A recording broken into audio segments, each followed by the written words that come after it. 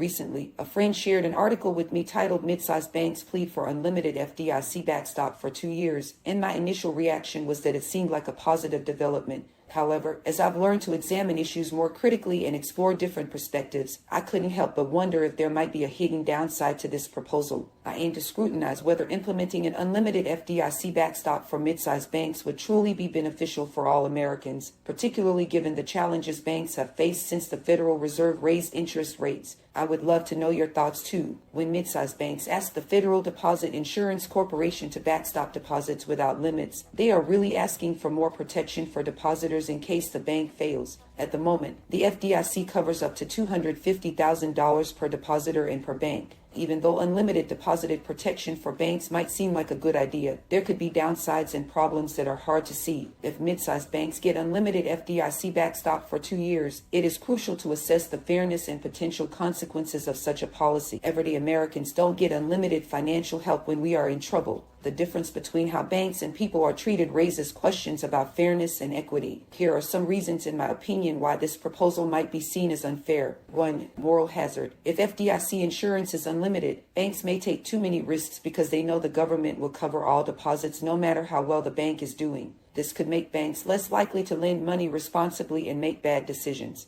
since they would have little reason to be more responsible. 2. Cost to taxpayers. If the FDIC insurance coverage was increased to cover deposits of any size, the cost to taxpayers would probably go up because the government would have to cover a bigger share of the deposits. This could cause the government to raise taxes or cut spending in other areas. 3. Concentration of risk. If all deposits are insured without limits, large depositors may move their money to mid-sized banks. This could lead to a concentration of risk in the banking sector. In turn, this could make the financial system more likely to be affected by shocks and crises. Third, makes it less likely that people will do their research. If the FDIC backstop is unlimited, depositors might not feel the need to find out if the banks they choose are financially stable. This could lead to a lack of discipline on the market, which could make the economy even less stable. 5. Disadvantage in the market. Small community banks could lose out in the market if mid-sized banks get an unlimited FDIC safety net. These small banks may find it hard to get people to put money in them, which could lead to a drop in business or even their closing. 6. Setting a precedent. Giving mid-sized banks unlimited FDIC insurance coverage would set a precedent that could make other financial institutions want the same treatment.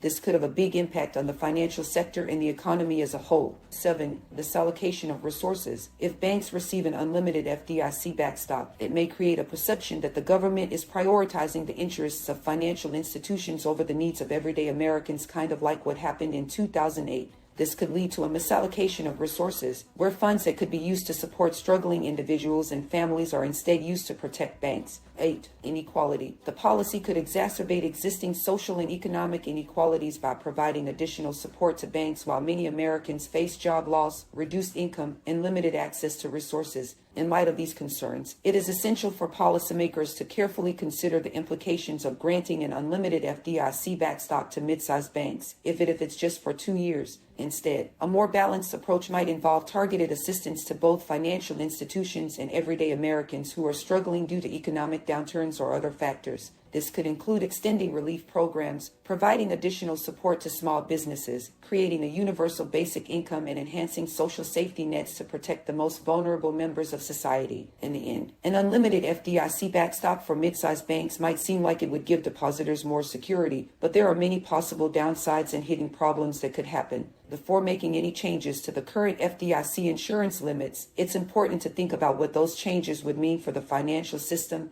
market discipline, and the economy as a whole. Before I end this video, I want to give a quick shout out to our sponsor, MelanatedHaven.com. If you're searching for amazing products from Amazon, curated especially for you, head over to MelanatedHaven.com. This is Sean Speaks, and remember, brain health is mental wealth.